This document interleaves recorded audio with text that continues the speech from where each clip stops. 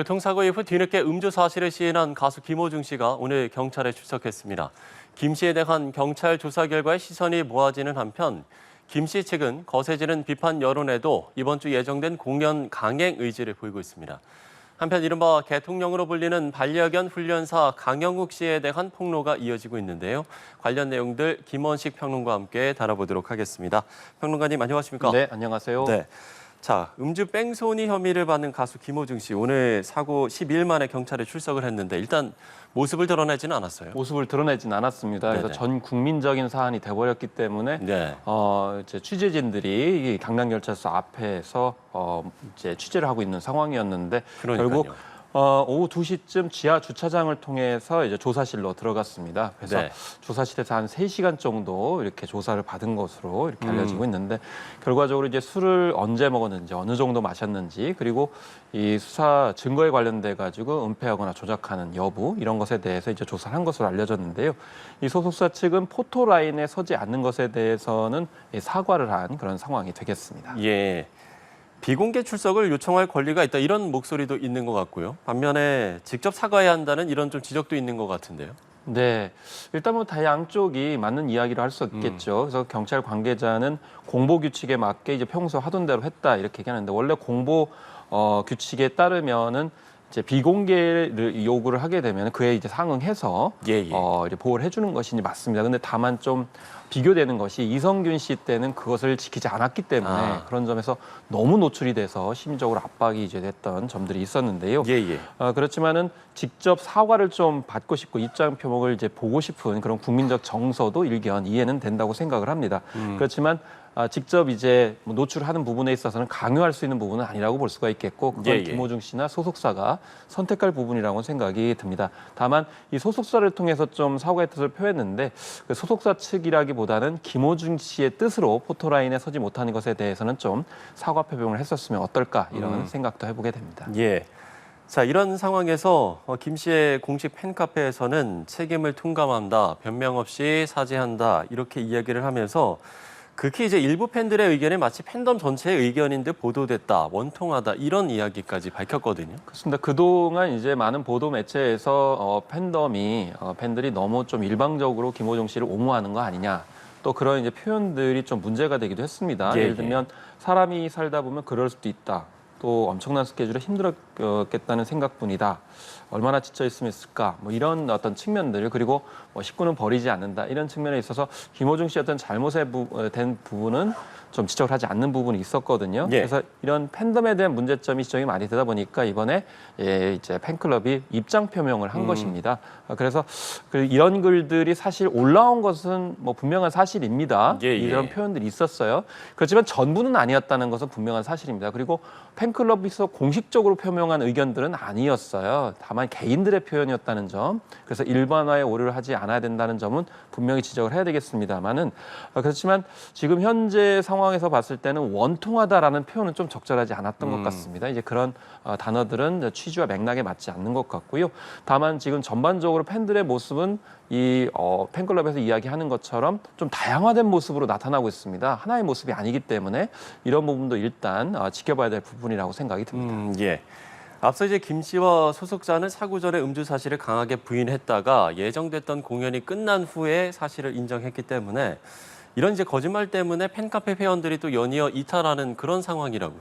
그렇습니다. 그래서 일단 팬들의 모습이 이제는 뭐 단일하진 않다 이렇게 볼 수 있는데 이건 이제 팬덤 용어로 코어 팬덤과 라이트 팬덤의 어떤 차이가 아닌가라는 생각이 듭니다. 그래서 코어 팬덤은 아주 찐 팬들이신 분이고 라이트 팬덤은 약간 약한 팬덤이라고 볼 수가 있겠는데 그래서 비교를 해보니까 지금 김호중 씨 가장 큰 팬덤의 규모가 15만 명을 넘어섰다라고 했었어요. 근데 20일과 21일 지금 오늘 보니까 한 500여 명이 좀 이탈을 했어요. 그래서 곧 15만 명이 또 붕괴되는 거 아니냐 이런 얘기가 나오고 있는데 그리고 공연 티켓 좌석이 지금 앞으로 예정되는 공연에서 좀 이탈한 점이 있었습니다. 6천여 석 정도 되는 것으로 이렇게 나타났었는데 결국에는 이제 티켓을 또 이제 환불하는 그런 사태가 있는 등 뭐 다양한 모습들을 보여주고 있는 그런 상황인데 어쨌든 이 팬들이 왜 분노했냐면 결국 이런 그 범죄를 저질렀지 않습니까? 음주운전에 대해서. 거기에 대해서 뭐 아닌 것처럼 얘기를 했었다. 그 이유가 바로 공연 매출액 때문에 아니냐. 그래서 예. 12일, 12일 공연, 고양시 공연이 있었고 그 뒤에 창원시 공연도 있었는데 이게 따져보니까 매출액만 뭐 한 40억에서 50억 정도 된다. 그래서 결국 공연 매출액을 위해서 팬덤을 좀 이용한 거 아니냐, 수단이냐. 이런 지적들이 나오다 보니까 결국엔 좀 이탈하는 모습들이 나오고 있는 그런 상황인데 그럼에도 불구하고 이 김호중 씨의 팬들은 앞으로 이제 공연하게 될 슈퍼클래식 같은 경우에는 티켓을 사주는 그런 모습을 보이고 있습니다. 그래서 앞서서 이제 잔여석이 많이 추천석이 있었는데 지금 5,600석 정도로 줄어드는 그런 상황도 보이고 있어서 예. 결국에는 강력하게 지지하시는 분들은 또 지지를 하고 또 이제 항의를 하시는 분들은 또 항의를 하시는 또 이탈을 하는 그런 모습들이 나오고 있는 상황이라고 보시면 되겠습니다. 예. 자, 김 씨가 오는 23일에서 24일에 열리는 클래식 공연에 출연료 없이 출연할 전망입니다.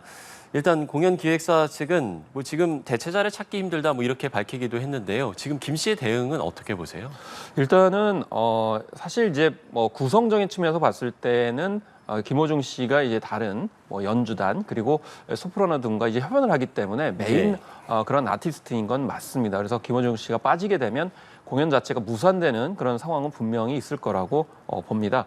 그리고 이제 운영비나 이런 거 관점에서 봤을 때는 이제 해외에서 많은 그런 유명 아티스트들이 오기 때문에 뭐 비용 지급 문제라든지 운영상에 있어서 그런 부분들이 분명히 존재하겠죠. 그런데 더 따져봐야 될 건 뭐냐면 이게 사실은 국제적인 행사 성격을 갖고 있습니다. 그렇기 때문에 뭐 넓게 보면 우리나라의 어떤 클래식이라든지 공연 문화 자체에 대한 타격도 분명히 존재할 거라고 보고 예. 그래서 사실은 제가 봤을 때는 이 공연이 그간에 이제 한 달간에 열리는 공연 중에 가장 중심 공연이 아니었을까 그런 면에서 아마 양보하지 않고 강행을 하려는 그런 측면이 있겠다라는 생각이 듭니다. 예. 이번 사태의 불똥이 경북 김천시로도 튀었습니다. 김 씨의 모교 인근의 김호중 소리길 철거를 요구하는 민원과 또 철거를 반대하는 이제 팬들 사이에 지금 반발이 빗발치고 있는 상황인데요. 이 내용은 어떤 내용이죠? 네, 그렇습니다. 그래서 사실 이제 지역 출신 아티스트 같은 경우에는 고향이나 또 다녔던 학교 근처에 뭐 거리를 만드는 경우가 있습니다. 그렇죠. 그래서 이 김호중 씨 같은 경우도 이제 김천 예술고등학교 출신이고요. 그래서 연화지까지 한 100m 정도를 이제 거리를 만들었습니다. 벽화도 예. 있고 조형물이 있는 그런 상황인데 여기에 이제 뭐 지난해만 해도 한 10여만 명 정도 이렇게 방문했다고 해요. 그렇기 때문에 김천시 입장에서는 이제 관광 홍보 효과가 있을 수 있겠죠. 그런 점을 생각을 했을 때 이제 당장에는 경찰의 수사 결과를 보고 판단하겠다, 철거 여부를. 그래서 근데 이제 만약에 유죄 여부가 이제 결정이 되게 되면 결국 브랜드 가치가 훼손되기 때문에 이 거리에 방문하는 분들이 좀 줄어들게 되고 관광 효과도 떨어질 겁니다. 그렇기 때문에 그런 부분들은 수사 추이를 보고 판단하는 것도 늦지 않을 거라고 생각이 듭니다. 예. 자, 김 씨가 조사를 마치고 직접 이제 입장을 밝힐 것인지 이 부분도 좀 주목이 되는 상황인데 김 씨 또는 김 씨의 변호인이 입장을 밝힌다면 저희가 그 현장도 직접 보여드리도록 하겠습니다.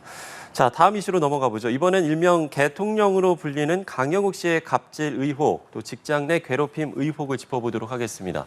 지금 뭐 전 직원도 그렇고요. 그리고 고객들의 폭로도 좀 나오고 있는 상황이죠. 네, 그렇습니다. 이제 앞서서도 이제 리포트에서 전 직원들의 그런 네. 이제 증언들이 이제 댓글 형태로 또 글 형태로 나왔었는데 아무래도 고객들이 보게 되면은 또 약간은 좀 객관적이지 않을까라는 측면에서 고객들의 어떤 증언들이 나오고 있는 상황인데 예. 이렇게 훈련사에게 아이스 커피를 전해주었는데 물이나 커피도 허락받고 먹어야 되는 그런 상황이었다. 그러니까 약간 군대식의 어떤 느낌으로 경직돼 있는 그런 모습들이 노출이 됐다라는 겁니다. 그리고 예. 심지어는 이 강 훈련사가 이제 차를 몰고 들어왔을 때는 한 명은 개를 받고 한 명은 짐을 받는 마치 이제 상관에 짐을 받는 그런 좀 경직된 조직 문화를 봤을 때 이런 부분들이 좀 그동안에 회사를 어떻게 운영해 왔는지에 대해서 짐작해 볼 수 있는 것 아니냐 이런 지적들이 나오고 있고 그래서 직원들이 얘기하는 뭐 인격 모독이라든지 사생활 감시라든지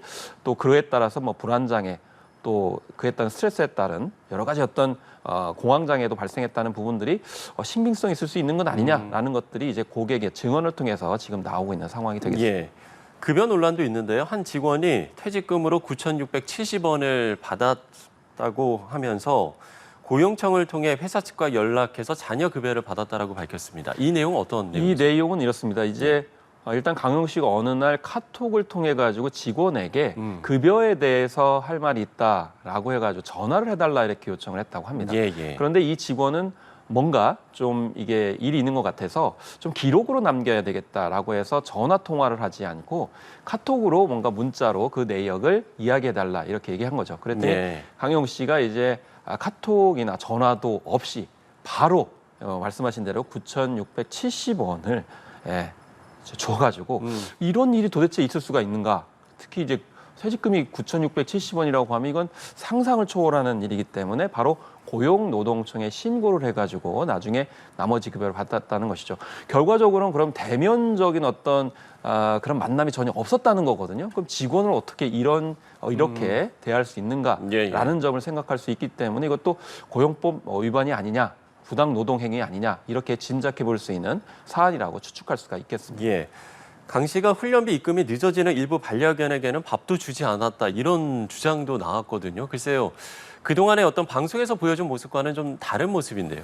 그렇습니다. 그래서 훈련소에 맡긴 개의 견주가 입금을 제대로 하지 않았을 때 화풀이를 사실상 반려동물에게 한 것이거든요. 그런데 네네. 강영욱 씨가 그동안 많은 미디어 방송 프로그램에서 호응을 받았고 높은 평가를 받았다는 것은 반려동물 입장에서 뭔가 대변을 하고 그러니까 반려동물의 어떤 동물권을 보장해주는 전문인으로서의 면모들을 보여줬습니다. 사실 동물권이 제대로 부각이 안 됐을 때부터 이런 부분을 이야기했었는데 예. 이게 마치 진짜 사실이라고 하면 굉장히 이중적인 어떤 면모이기 때문에 충격적이라고 볼 수밖에 없는 그런 상황을 볼 수가 있는데 어쨌든 글을 올린 분은 굉장히 신빙성 있게 올린 상황이기 때문에 그런 점에서 이게 사실이라고 하면 그동안의 어떤 활동이나 이력들이 굉장히 저평가될 수밖에 없는 그런 상황이 되겠습니다. 예. 어쨌든 이제 지금까지 나온 주장들에 대해서는 일단 확인이 필요해 보이고요. 어쨌든 양쪽 말을 다 들어보기 전까지는 모르니까 함부로 비난과 비방을 해서는 안 된다 이런 이야기도 나오는 것 같아요. 그렇습니다. 예를 들면 퇴직금의 경우에는 앞서서 이제 고객을 끝까지 책임지지 못했기 때문에 뭐 이런 식의 어떤 처우를 할 수밖에 없다는 그런 이제 강영욱 씨의 그런 표현들이 지금 언급이 되고 있거든요. 그러면 예. 고객을 끝까지 책임지지 못한 부분은 무엇이냐라는 걸 일단 봐야 되겠죠. 그거는 행위가 있는데 그에 대해서 이제 강영욱 씨가 과도한 행위를 한 것에 대해서 좀 균형적으로 따지고 들어갈 필요가 있겠고요. 예. 그리고 고객의 어떤 입금 상황에 따라 가지고 이 반려동물에 대해서 어떻게 행위를 했는지에 대해서도 결국 이게 시기가 언제이고 그다음에 과연 그게 진위가 뭐냐라는 거죠. 그냥 화풀이 하듯이 한 건지. 그러니까 지시 명령을 정확하게 내려가지고 그걸 수행하도록 한 것인지에 대해서도 면밀하게 좀 객관적으로 볼 필요가 있다고 생각이 듭니다. 예. 지금 이제 강 씨가 고정 출연하고 있는 예능 프로그램은 일단 결방을 했고 그리고 주말로 예정된 행사도 참석하지 않기로 했는데 그럼에도 불구하고 입장은 아직 어떤 입장을 내놓지 않고 있는 상황이거든요. 이 부분은 어떻게 보세요? 네, 그렇습니다. 어떤 입장도 내놓고 있지 않은데요. 사실 네. 입장을 내놓지 않을 때 우리가 이제 추측할 수 있는 거는 어느 정도 맞기 때문이 아닌가라는 생각을 이제 충분히 할 수가 있는 거죠. 그리고 맞는 부분 중에 이제 안 맞는 부분도 이제 섞여 있을 수 있는데 그런 부분에 있어서 이제 대응을 어떻게 할 것인가라는 측면에서 입장 정리를 하고 있을 것으로도 이제 생각이 예. 듭니다. 그래서 수위를 어떻게 조절하느냐 안 하는 거죠. 왜냐하면 이거는 과거의 사실들을 한꺼번에 다 뭉뚱려 놨기 때문에 그런 부분들에 대해서 하나하나 이제 대응하기에는 좀 시일이 걸릴 수도 있다고 생각이 듭니다. 다만 우리가 이제 생각해야 될 부분은 크게 두 가지인데요. 어쨌든 간에 이런 논란이 있다는 거는 일정 정도의 신빙성이 있다는 건데 결국에는 이 반려동물을 잘 훈련시킨다라고 하는 매니지먼트 관점에서 봤을 때 결과적으로는 자기 회사는 매니지먼트를 잘 못한 게 아니냐 예. 이런 지적이 있을 수가 있는 거고 그다음에 앞서서 김호중 씨 사례를 말씀을 드렸었는데 김호중 씨 같은 경우도 결국에는 손가락으로 막을 수 있는 그런 부분들을 지금 뭐 포크레인을 가져와도 막지 못할 그런 부분이거든요. 예, 그렇기 때문에 강영 씨도 지금 선제적으로 이제 좀더 빠른 능동적으로 입장을 표명하는 입장 게, 표명을 네. 하고 잘못한 부분에 있어서는 인정을 하고 또 아닌 부분에서 입장 표명을 하면서 나아가는 것이 또 선의의 피해자들을 막는 부분이 아닌가 이렇게 생각할 수가 있겠습니다. 네, 알겠습니다. 자, 다음 이슈로 넘어가 보죠. 영국 BBC가 만든 다큐멘터리가 지금 큰 화제를 받고 있습니다. 버닝썬 K-팝 스타들의 비밀 대화방을 폭로하다라는 제목의 다큐멘터리인데 이게 이제 5년 전 버닝썬 사태를 재조명한 거죠. 네, 그렇습니다. 그래서 사실 5년 전에 그 사태가 있었을 때 언론의 보도는 많이 됐습니다만 구체적인 영상 자료나 이런 것들은 공개된 적이 없었어요. 그렇죠. 근데 이 다큐멘터리에서는 그 당시에 관련된 영상 자료들이 많이 포함이 됐기 때문에 국내뿐만이 아니고 이제 해외에서도 이제 충격적으로 받아들여지고 있는데 대체적으로 이제 범죄 행위에 관련된 부분들이었습니다. 그러니까 선상 파티 현장이 나오는데 이제 승리 씨가 여성을 위협하고 윽박지르고 이런 모습들이 실제로 생생하게 보여지고 있고 또 정주행 씨가 여성들을 대상으로 어떤 식으로 범죄 행각을 벌였냐, 특히 희화화하고 수단화하고 거의 여성들의 인격성을 모독하는 그런 이제 장면들이 나와서 좀 충격적으로 받아들이겠는데 특히나 약물에 취해가지고 성폭행을 당하고 또 그런 나체 사진을 요구하는 그런 구체적인 내용들에 대해서 여성들이 증언하는 내용까지 나오기 때문에 지금 버닝썬에 관련된 관계 당사자들은 지금 다 출소한 상황이거든요. 근데 만약에 이 다큐멘터리가 이 법정 판결 전에 공개가 됐다고 그러면 아마 가중 처벌되지 않았을까라고 했을 정도로 생생한 그런 자료들이 많이 공개가 된 상황이었습니다. 그런가 하면 이제 당시 사건에 연루된 인물들과 유착 의혹이 있는 경찰이 누구인지가 참 풀리지 않는 숙제였는데 이번에 좀 처음으로 드러난 부분들도 있어요. 그렇습니다. 그래서 사실은 그 당시에 이렇게 기고만장하게 행동했던 부분들에 있어서 경찰 윗선에 어떤 아는 사람이 있었기 때문에 뒷배가 있었기 때문이라는 지적이 나왔었고 나중에 그게 밝혀지긴 했었습니다. 근데 그것을 밝히는 과정에 있어서 이미 이제 세상을 떠난 구하라 씨가 적극적으로 최종원 씨를 설득을 해가지고 그게 누군지를 밝히는 과정들이 있었다는 거죠. 근데 왜 구하라 씨가 이렇게 적극적으로 했냐면 리벤지 포르노, 그러니까 보복성 영상 유출의 피해자가 바로 구하라 씨였기 때문에 적극적으로 그런 부분들을 이제 협조하게 했고 결국 최종원 씨가 협조를 하게 되면서 그 실체가 밝혀진 거거든요. 이제 이런 부분들이 뒤늦게 이제 밝혀진 바 다행이긴 하지만 좀 아쉽고 슬프다라는 생각이 들기도 합니다. 자, 이 다큐가 화제가 되는 건 연루자들에 대한 솜방망이 처분에 분노했기 때문이지 않을까라는 생각도 드는데요. 사건은 5년이 지났습니다만 우리 사회가 얼마나 달라졌는가 이 부분은 생각해 봐야 될 것 같습니다. 네, 그렇습니다. 그래서 이런 부분들이 외국에서 지금 반응이 나오고 있다는 겁니다. 그래서 K-팝에 대한 관심이 굉장히 많아지고 있기 때문인데 그래서 특히 영미권 팬들이 형량이 충격적으로 낮은 것을 알게 됐다. 그리고 형량이 낮기 때문에 이런 일들이 언제든지 반복될 수 있는 것 아니냐라는 지적들이 있었고 그다음에 K-팝은 왜 항상 이러냐 아니면 K-팝에 대해서 부정적으로 생각하게 되고 팬을 떠나가겠다 이렇게 이제 말을 했는데 사실 여기서는 좀 분리될 필요성이 있습니다. 그러니까 K-팝 전체가 이런 게 아니고요.